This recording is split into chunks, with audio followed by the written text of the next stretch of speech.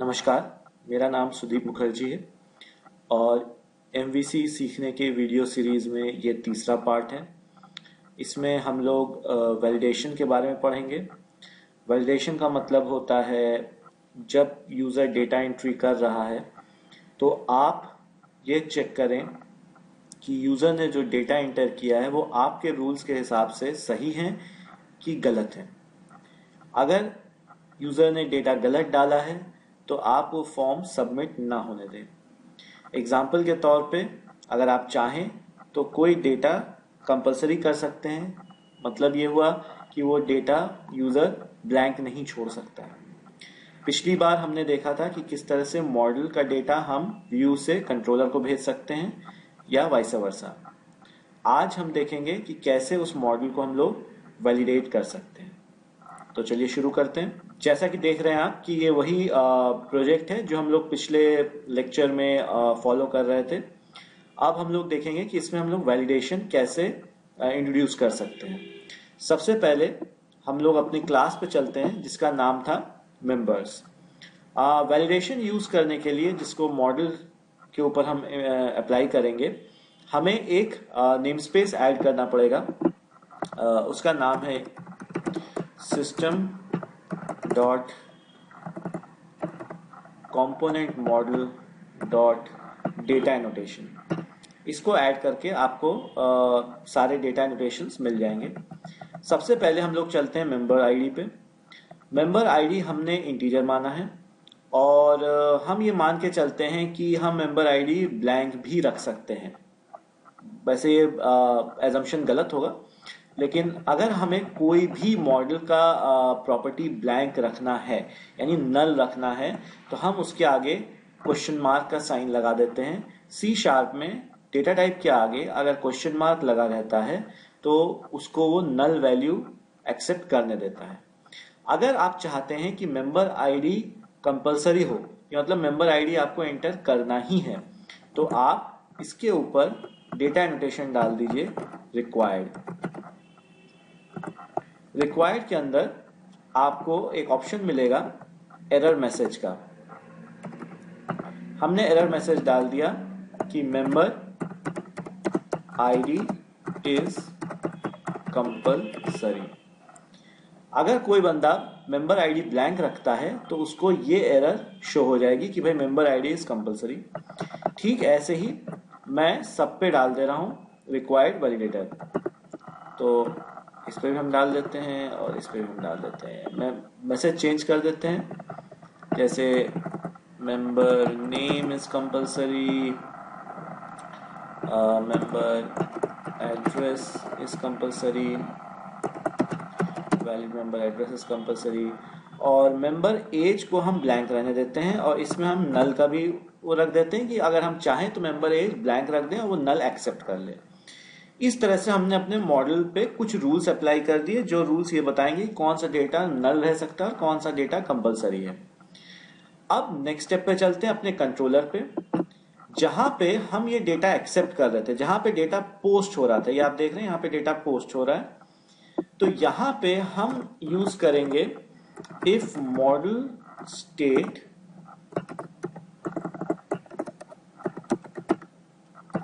Is valid. If model state is valid क्या check करता है कि ये देखता है कि आपके जो वैलिडेशन रूल्स हैं उसके मुताबिक या उसके हिसाब से जो डेटा आया है वो वैलिड है कि नहीं है। अगर ऐसा है कि डेटा वैलिड है तो हमें क्या करना है, हमें थैंक्स वाला व्यू शो कर देना है। अगर हम ये देखते हैं कि डेटा वैलिड नहीं है तो हम उसको फिर से वापस उसी व्यू पे भेज देंगे जिस व्यू से वो आया था। कहने का मतलब हुआ कि जो हमारे व्यू थी वो मेंबरशिप थी।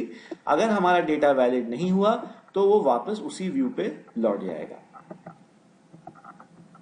ये हमने कर दिया। इसको हम अभी चाहें तो रन करके देख सकते हैं। आउटपुट थोड़ा सा डिफरेंट आएगा, डिफरेंट इन द सेंस कि जब एरर आएगी तो वही व्यू फिर से शो हो जाएगा लेकिन कोई मैसेज नहीं शो होगा। एक बार हम लोग इसको रन करते हैं। हमारा कंट्रोलर था होम और एक्शन था मेंबरशिप। ये आ गया और इस पे हम लोग क्या करते हैं, सबमिट क्वेरी क्लिक कर देते हैं बिना कोई डेटा डाले। तो देखिए बार बार क्या हो रहा है कि वही व्यू शो हो जा रहा है, लेकिन कोई एरर नहीं शो कर रहा, विच इज वेरी रॉन्ग। मतलब अगर आप ऐसा कुछ बनाते हैं तो यूजर को कैसे समझ में आएगा कि वो क्या गलती कर रहा है। तो अगर आपको यूजर की गलतियां शो करनी है कि कहाँ पे उससे गलती हो रही है, तो इसमें व्यू पे चलते हैं। व्यू पे एक हेल्पर मेथड है आपके पास, @html.validation_summary, इसको यहां पे डाल दीजिए। जो भी आपने मैसेजेस अपने मॉडल में दिए थे, अगर एरर जनरेट होती है या वैलिडेशन एरर आती है, तो ये मैसेजेस यहां पे लिस्ट के फॉर्म में शो हो जाएंगे। चलिए इसका एग्जांपल देखते हैं। हमने अपना फॉर्म फिर से रन किया, ये हमारा फॉर्म है और हमने सबमिट क्वेरी कहा विदाउट एंट्रिंग एनी डेटा, कोई डेटा हमने नहीं डाला और सीधे सीधे सबमिट क्वेरी का। अब देखिए ऊपर सारे एरर्स आ रहे हैं जो ये शो करते हैं कि क्या क्या आपने मिस किया है, और उसके लिखावट से आपको पता चल रही होगी, स्टाइल से पता चल रहा होगा कि ये एक लिस्ट है। अब प्रॉब्लम यह है कि इसमें कई बार यूजर कंफ्यूज ये हो सकता है कि भाई ऊपर एरर तो दिख रही है लेकिन एरर आ कहाँ रही है, एक्चुअली में एरर कहाँ पे है। अगर ये पता करना या ये यूजर को शो करना है कि किस टेक्स्ट बॉक्स पे एरर आ रही है, तो उसको हम कैसे करेंगे। माइक्रोसॉफ्ट ने आपका काम बहुत आसान कर दिया है। अगर आपको CSS आती है तो कोई C# की जरूरत नहीं है, किसी चीज की कोई जरूरत नहीं है। जिस टेक्स्ट बॉक्स पे एरर आ रही है उस टेक्स्ट बॉक्स पे माइक्रोसॉफ्ट एक क्लास डाल देता है जिसका नाम होता है इनपुट वैलिडेशन एरर।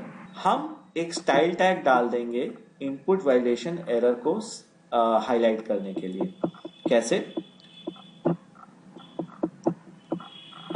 ये याद रखिएगा कि स्टाइल टैग हमेशा अलग स्टाइल शीट में डालें तो बेहतर है, लेकिन क्योंकि एक डेमो वीडियो है तो मैं इसलिए हेड टैग पे डाल दे रहा हूं। मैं इसका बहुत बड़ा फैन नहीं हूं कि आप हेड टैग पे स्टाइल डालें। स्टाइल हमेशा एक अलग स्टाइल शीट पे डाला करिए, काम आपका आसान रहेगा। इस पे हमने एक क्लास बना दी, जो क्लास माइक्रोसॉफ्ट ने मुझे बताई है इनपुट वैलिडेशन एरर, और मैंने कर दिया इसका बॉर्डर कलर,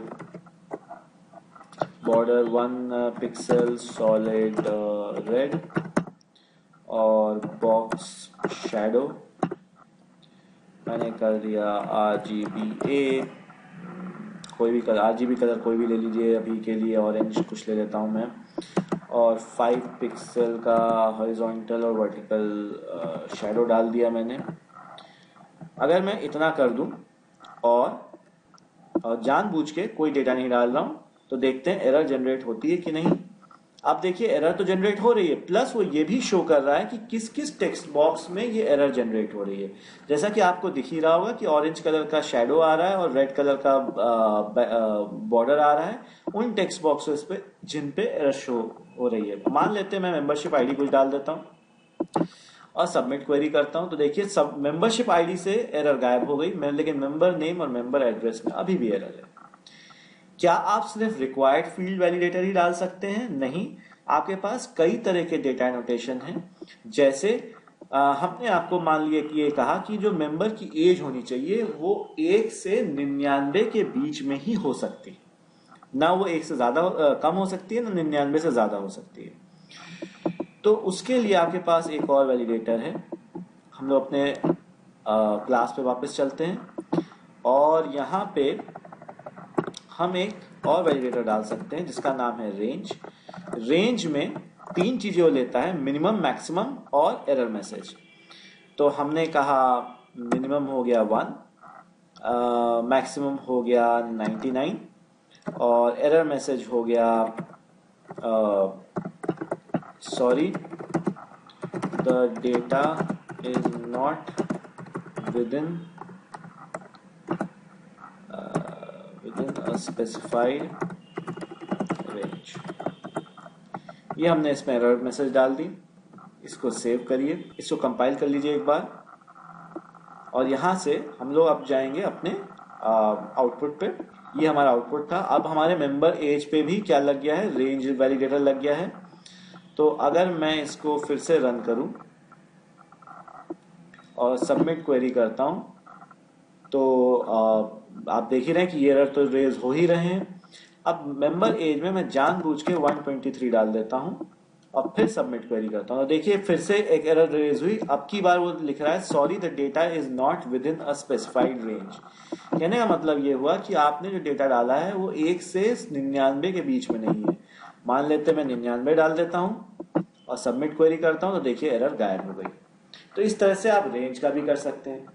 कभी कभी आपको ईमेल की जरूरत पड़ेगी और आप चाहते हैं कि ईमेल जो हो वो ईमेल के फॉर्मेट को फॉलो करता हो, कोई बिना फॉर्मेट को फॉलो करते हुए डेटा ना डाल सके। एक बात ध्यान में रखिएगा कि ईमेल गलत इंसान डाल सकता है, ये आप नहीं रोक सकते हैं, लेकिन आप ये रोक सकते हैं कि ईमेल का जो फॉर्मेट हो वो सही हो। ठीक, तो इस बात पे ये सोचिए कि वैलिडेटर कभी ऐसा कर सके कि आपका ईमेल चेक कर ले कि वो सही है या गलत है, ऐसा नहीं कर पाएगा। वैलिडेटर सिर्फ ईमेल के लिखने का सिंटैक्स चेक कर सकता है। जो वैलिडेटर हम ईमेल के लिए यूज करते हैं वो कहलाता है regular expression validator. Regular expression validator को हम लोग अभी एक एग्जांपल देखते हैं। मान लेते हैं मेंबर एड्रेस जो है, इसी पे हमें एक वैलिडेशन लगाना है कि ये जो भी डेटा एंटर हो वो ईमेल के फॉर्म में एंटर हो, जैसे कुछ ऐसे एंटर हो। अगर ऐसे मैं ना एंटर करूं तो एरर आ जाए। तो चलिए अपने मॉडल को फिर थोड़ा चेंज करते हैं। ये हमारा मेंबर एड्रेस है, इसी पे हम एक रेगुलर एक्सप्रेशन वो लगा दे रहे हैं वैलिडेटर, और उसमें हम लोग को पैटर्न डालना होगा। ये पैटर्न मैं कॉपी करके इसमें पेस्ट कर दे रहा हूं। ये पैटर्न मैंने इस पे पेस्ट कर दिया। अब एक एरर मैसेज डाल देते हैं इसमें कि भाई email not in proper format. ये हमने इसमें एरर मैसेज डाल दिया, इसको सेव कर दिया और एक बार कंपाइल कर लीजिए। फिर हम लोग वापस चलते हैं अपने आउटपुट पे। अब हम लोग अपना आउटपुट देखेंगे कि क्या इसका कोई असर हो रहा है कि नहीं। तो हमने जानबूझ के ईमेल का फॉर्मेट गलत कर दिया और सबमिट कर दी क्वेरी। तो जैसा कि आप देख रहे हैं यहाँ पे लिख के आ गया email not in proper format. क्यों? क्योंकि हमने डेटा तो एंटर कर दिया है लेकिन जो फॉर्मेट है वो गलत है। अब इसकी जगह अगर मैं यहाँ पे कुछ ऐसे लिख दूं और फिर सबमिट करूं तो देखिए उसने एक्सेप्ट कर लिया। वो बात अलग है कि आप समझ ही रहे होंगे कि जो डेटा है ये गलत है इन द सेंस कि ऐसा कोई वेबसाइट नहीं है, ऐसा कोई ईमेल एड्रेस नहीं है। लेकिन ये चीज कंप्यूटर नहीं चेक कर सकता है। कंप्यूटर ये चेक कर सकता है कि आपने जो ईमेल एड्रेस डाला है वो प्रॉपर सिंटैक्स में है कि नहीं। तो आज हम लोग ने देखा कि कौन कौन से वैलिडेटर्स हम लोग यूज कर सकते हैं। केवल इतने ही वैलिडेटर्स नहीं है, और भी कई वैलिडेटर्स माइक्रोसॉफ्ट ने दिए हैं। अगर आप चाहें तो ऑनलाइन जाके उसके बारे में आप और पढ़ सकते हैं। जाने से पहले एक और वैलिडेटर देख लीजिए जो काफी इंपॉर्टेंट है, आपके काम आएगा। मान लेते हैं कि आप चाहते हैं कि मेंबरशिप आईडी या मेंबरशिप नेम जो है, जो स्ट्रिंग की जो लेंथ है वो 50 से ज्यादा ना हो या 80 से ज्यादा ना हो। किसी भी स्ट्रिंग की लेंथ अगर आपको फिक्स करनी है तो आप उसको भी कर सकते हैं। अपने मॉडल पे मेंबर नेम के नीचे हमने डाल दिया स्ट्रिंग लेंथ वैलिडेटर, और इसमें हमने मैक्सिमम लेंथ बता दी, मान लेते हैं 5, और एरर मैसेज हमने दे दिया string too long for data entry या ऐसा कुछ। तो अब ये क्या करेगा, आपको कोई भी स्ट्रिंग नहीं एंटर करने देगा जो कि 5 कैरेक्टर से ज्यादा हो। इसको सेव करिए, रिबिल्ड करिए। अपने आउटपुट में हम इस फॉर्म को रिफ्रेश कर देंगे, और अब की बार हमने मेंबरशिप नेम जानबूझ के 5 कैरेक्टर से ज्यादा डाला, ABCDEF। तो हम सबमिट करते हैं क्वेरी। तो जैसा कि आप देख ही रहे हैं यहाँ पे मैसेज क्या आ गया, string too long for data entry. ये क्या शो कर रहा है कि हमारा दूसरा वाला वैलिडेटर फायर हुआ, ना कि रिक्वायर्ड वाला। कौन सा फायर हुआ? स्ट्रिंग लेंथ वाला। इसी को अगर हम थोड़ा कम कर दें और फिर सबमिट करें तो देखिए वो एरर अब नहीं आएगी। अगर आप वैलिडेटर्स के बारे में और पढ़ना चाहते हैं तो माइक्रोसॉफ्ट की साइट पे जाइए। वैलिडेटर कई तरह के होते हैं, अगर आप चाहें तो अपना कस्टम वैलिडेटर भी लिख सकते हैं। कस्टम वैलिडेटर के ऊपर हम बाद में बात करेंगे।